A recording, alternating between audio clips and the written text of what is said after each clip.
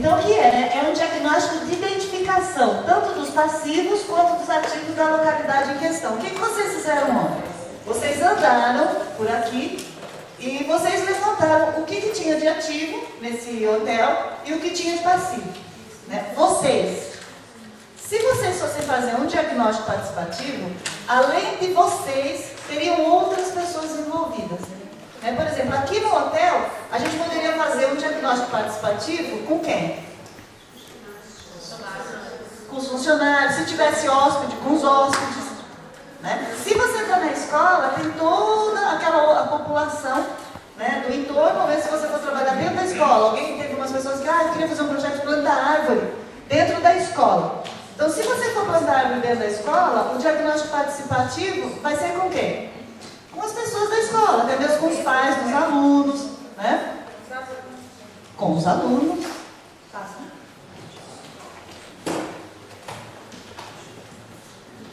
Quando você vai fazer o diagnóstico do ambiente, foi da forma que a gente fez ontem. A gente levou em conta tudo que tinha no ambiente. Né? Dificilmente você vai conseguir fazer um diagnóstico participativo de um lugar se você não levar em conta as pessoas, se você não levar em conta a área natural ou então os parques, né? A área verde criada pelo homem, o entorno, gente, ali é perto de onde eu moro, olha. Por isso você fez. Foi. É que eu queria pegar uma da Zona Leste, uma da Zona Sul, e da Zona Leste eu achei uma vez na minha casa. Então você tem que considerar as construções. Aquele grupo ali, ele pegou para fazer um levantamento só da construção. Né? Basicamente, o levantamento que eles fizeram ontem, o diagnóstico que eles fizeram, foi da construção. Né? Se eles tivessem que fazer um questionário, se o tipo de pesquisa participativa dele fosse um questionário, eles primeiro teriam realmente que visitar essa área, né? E a partir daí criar um questionário que não fosse indutivo. Na apostila de vocês depois tem um material a respeito de criar questionário, e depois eu vou disponibilizar no site um outro material a respeito disso, né? Então vocês iam ter que conhecer a área primeiro para saber até mesmo o que vocês iam perguntar para fazer esse diagnóstico. Aí existem os princípios básicos do diagnóstico. Primeiro tem aquela coisa, né, que eu acho que está em tudo, que é você respeitar, né, o grupo que você está trabalhando. Então sempre quando você for fazer um diagnóstico, ou mesmo se não for participativo, mesmo se for da forma que a gente fez ontem, né, você tem que respeitar o grupo daquela localidade. Você tem que acreditar que o que eles sabem serve para você. Não é porque você estudou, porque você fez faculdade, que de repente a pessoa não tem o que contribuir. Quem viu ontem a piada lá do Zé do Paraíba a respeito do cara que tinha mal de partes e tal, viu que cada um tem as suas competências. Né? O difícil, às vezes, no diagnóstico é você encontrar qual é a competência da pessoa. Se você não for daquela forma despida de preconceito, você nunca vai encontrar as competências da pessoa. Porque quando você olha para a pessoa, você já taxa ela com um determinado rótulo, e para você tirar é muito difícil. Mesma coisa de você chegar numa comunidade, o pessoal que falou que trabalha com comunidade, que tem as casas em cima dos córregos. Não, nossa, aquele pessoal é sujo, aquele pessoal não tem nada a contribuir.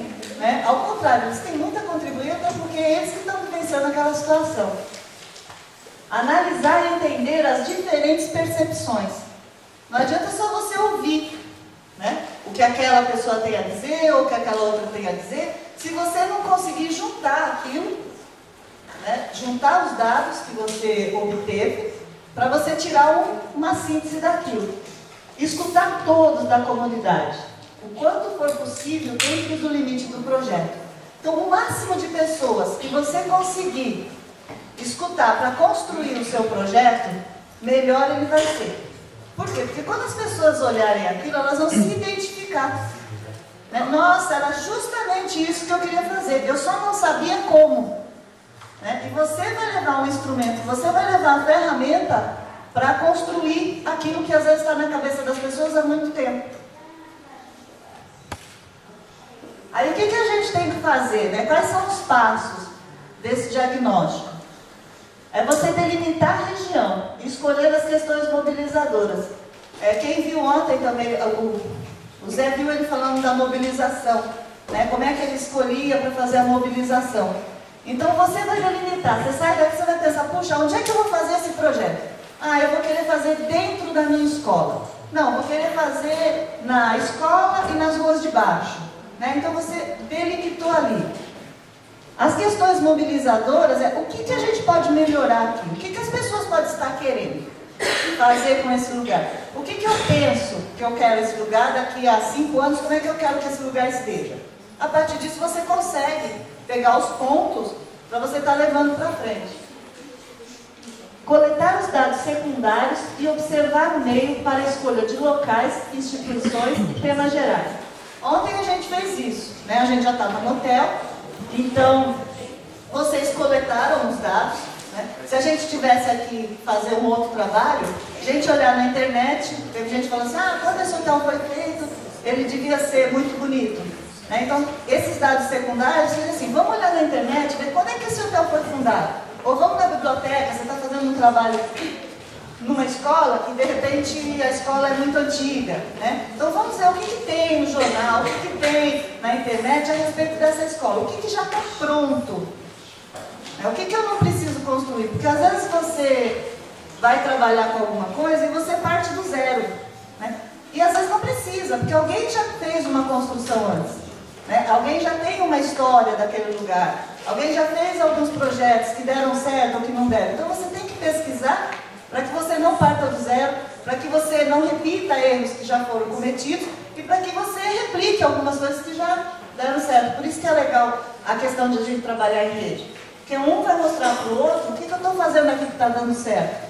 Você nunca vai copiar, porque é aquilo que a gente falou, não existe um projeto que dê certo nos dois lugares da mesma forma. Mas você pode, né, aprimorar ele, modificar ele dentro do perfil da sua escola. Definir os objetivos do diagnóstico participativo.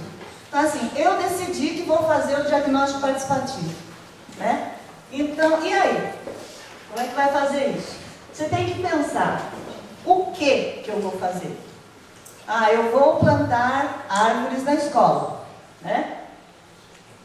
Para que eu vou plantar árvores na escola? Tem que ter isso. Para que eu estou fazendo isso? Eu estou fazendo isso porque eu quero que a região fique arborizada. Porque eu quero que daqui a 3 anos tenha sombra. Porque eu quero que tenha passarinho aqui nesse local. Né? Então, eu estou querendo. O que será? Né? O que será feito para que isso aconteça? O que eu tenho que fazer? Quais são os passos que eu tenho que dar para que isso aconteça? Definir o roteiro de temas. Né? Se eu, por exemplo, digo assim, mesmo plantar uma árvore, eu quero plantar uma árvore.